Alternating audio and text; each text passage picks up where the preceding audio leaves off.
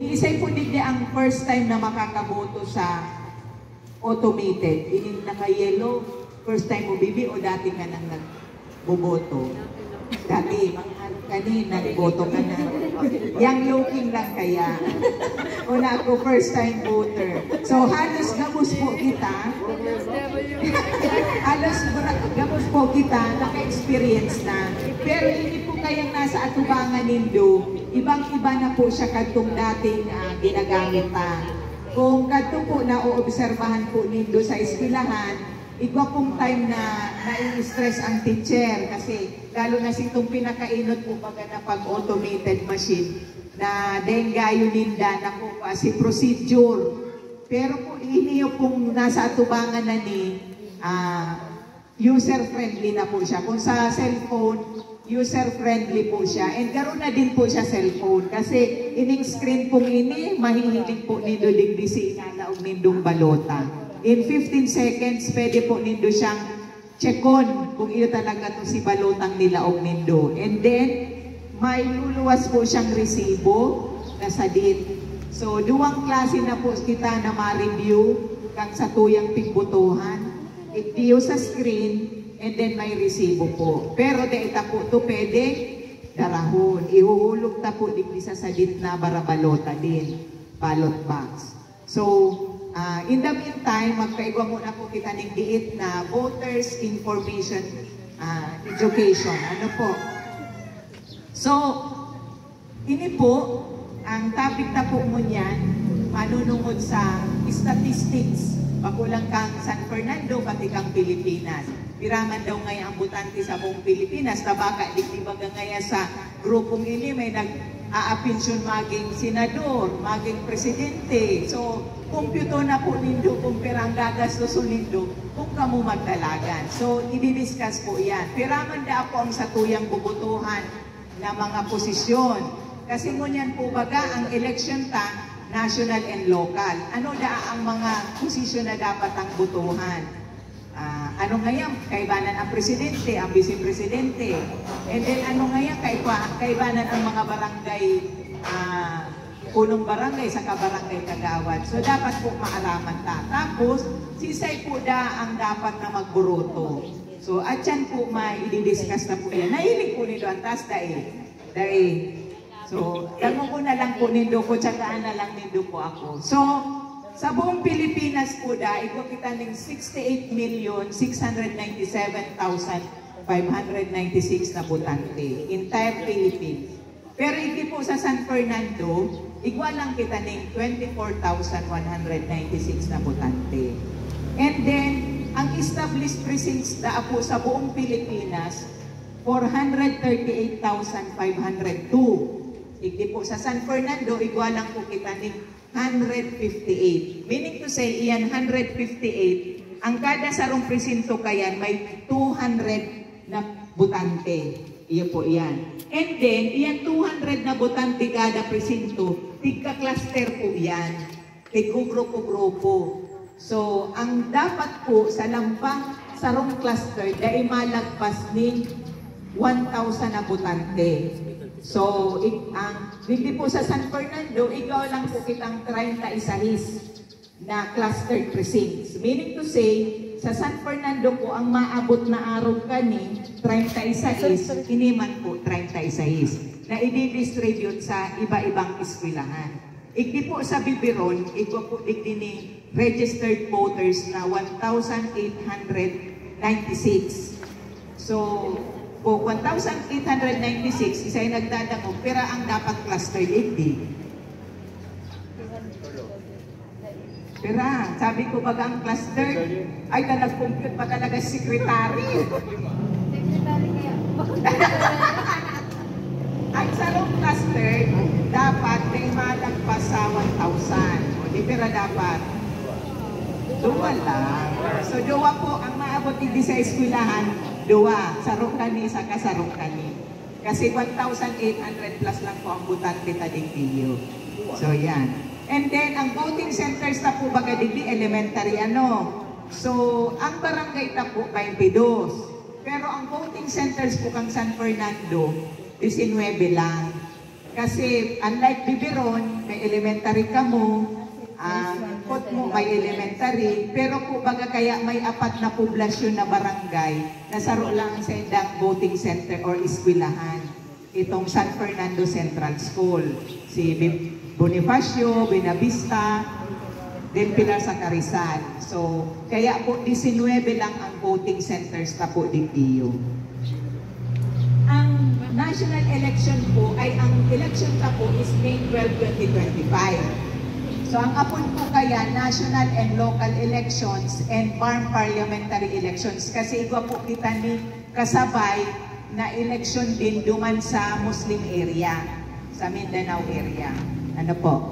Oh, so ang bubutuhan ta po ngunya na eleksyon, 12 senador. Pero pira po ang senador ta?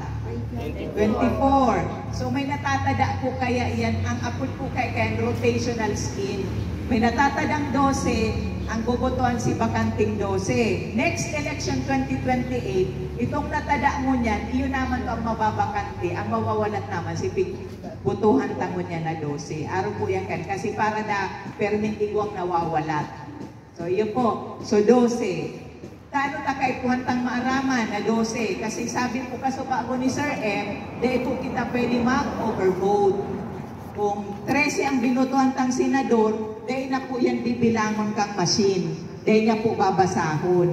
Duman man lang sa senador. Pero si tama mo na pagboto sa congressman, sa governor, kung tiksararo lang yan, babasahon po siya. Duman lang sa overvote, dahil po babasahon kang makina. Ang sasabihin niya po, overvote. Nag-overvote ka po daan. So, may party list po kita. Ang party list po, national position din po yan. So, partido po dyan ang pigbubutuhan ta. And then, may sarong kitang po, district representative, then sarong governor, sarong vice governor. Ang sangguniang panlalawigan member ta po, duwang bubutuhan ta. At yan po, baka manutaran nindo, ang sample ballot po, may nakalaag na sa sangguniang panlalawigan, pumili lang ng isa o bumoto lang ng isa. Kasi po ini yung balota po, generic po yan. Entire Philippines po parehas ang balota na sample ballot. Pero pag sa totoo na pong balota, pag hiniling po nindo duman sa website kang Comelec San Fernando sa page, nakalaag po duman, duwa ang pipiliin nindong bukal. Bukal po bagang apod sa kaya. So yan, bukal member. And then, mayor po, saro lang, vice mayor saro. Sanggunian member, pero po ang bubutuhan ta. 8. Pero po ang kandidato digdiyo, 17. So, 17 po ang naglalalaban-laban na kandidato sa pagkakagawad, municipal council.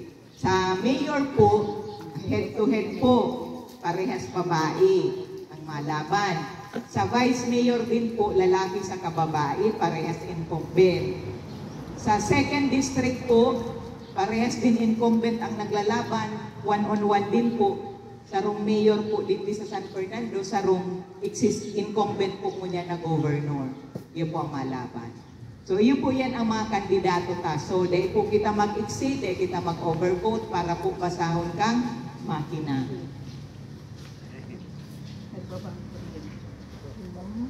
So, ang importante da akong mga petsa na dapat yan na po kamo. Mga importante po da ang petsa na dapat matandaan, inot na inot si election. Ano po? May 12. Lunes po yan, holiday. And then, election period. Nagpuuna po ang election period kang January 12. Ano po? So, kang January 12, election period na po yan. Meaning to say, ano na po kita, na napapasaloob na po kita sa otoridad kang Comelec. Inot na manifestation po kayan, nagkakaigwa na po kita ng Comelec checkpoint from time to time. Kasi bawal na po kamo na magdara ng badil, na dahil lisensyado. Ang lisensya po, hali po sa Comelec. Kami po ang nagtataungon niya ng permit to carry. So, kung kamo po lisensyado, pero issued po yan kang PNP, sangon yan po dapat maghagad ka mo kung gusto nindo magdara ng badil. Pag nadako po ka mo kayo sa Comelec checkpoint, that is an election offense, makakulong po kamo ning 6 years imprisonment. And then, ang kampanya po kang national, mapuon, February 11. Ang kampanya po kang local, mapuon, March 28. So, inot po ang national, puri ang local. Ang pinaka-importante po sa party kang mga tanod, sisay po ang tanod, hindi na naka-attend ka itong talk po duman sa covered court. Ay, sino, sir? Mayo, ika lang po, may nang iba, saro lang. Pito yan, ma'am, kaya lang may mga trabaho po. Kaya nga ni, pero si naka-attend po, duwa. So, duman po in-emphasize ko po itong inaapod na final testing and sealing. Kasi ini pong final testing and sealing na ang peryodo po, tinataw sa Muya, May 2 to 7, hinahagad po kayo ang tabang kang mga barangay tanod. Kasi po, iyan peryodo kung iyan, gustong sabihin, itong makina ini, dadaraon na po sa eskwelahan, iwawalat na po duman. And siguro po dahil kulang ang satuyang pulis igdiyo, kapulisan igdiyo San Fernando, tinatap po ang mga tanod. So, meaning to say, sa San Fernando po, kunyan pa lang nagsasabi na ako, nakamo po, kaipuhan na magbantay poon May 7. Kasi 7 po, dadara ko na yan sa eskwelahan, iwawalat na, bubukasan siya on the day of election na. So halos 5 aldaw po na matinir sa eskwelahan ang satuyang makina.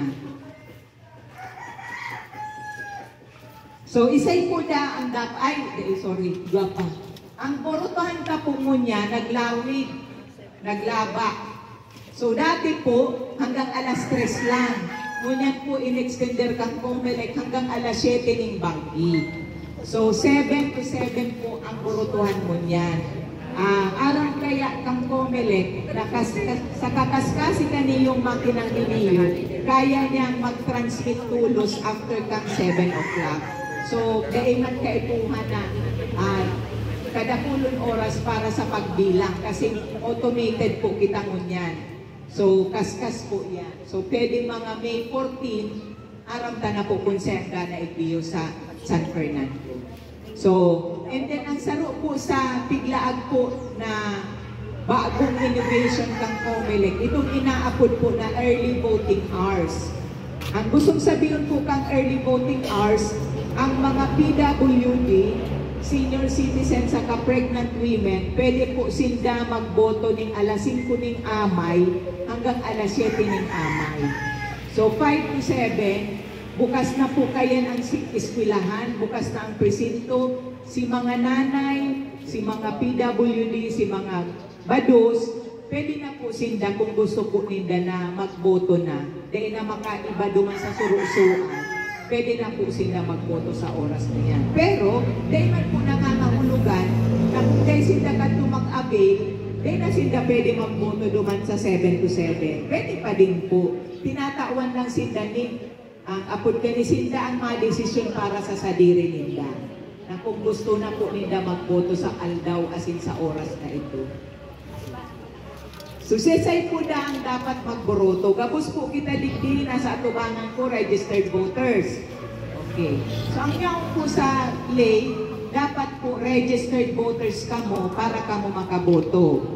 So, paano daan po maaaraman nindo na rehistrado ka mo? Dapat ang ngaran nindo nakalistado man sa sinasabi na Election Day Computerized Voters List. Iyan po Election Day Computerized Voters List. Ito po yan lista na daradara kang maestra, nahali po sa Muya.